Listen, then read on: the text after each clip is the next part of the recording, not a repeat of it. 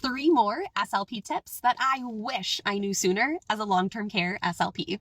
This is part 3 of our series of numbers 7, 8, and 9 of SLP tips that absolutely blew my mind when I learned of them and absolutely changed my practice. Number 7, the grid swallowing guide.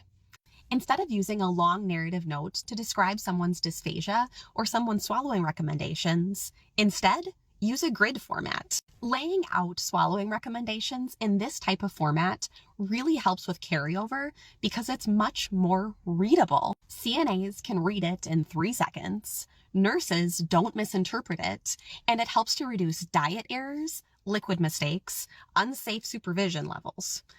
Essentially, this is a pure systems level safety approach that really enhances carryover and oftentimes gets lots of compliments from care teams.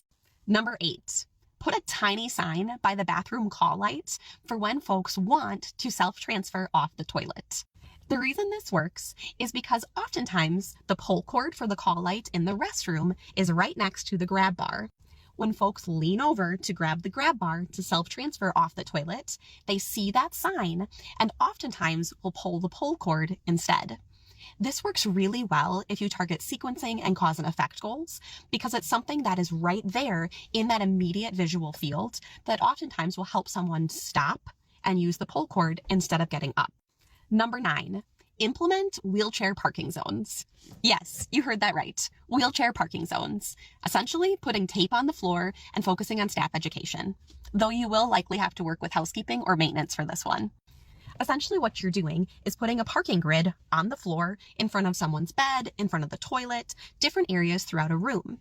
What you're trying to do is encourage specific placement of a wheelchair to help reduce fall risk, specifically if someone typically self-transfers.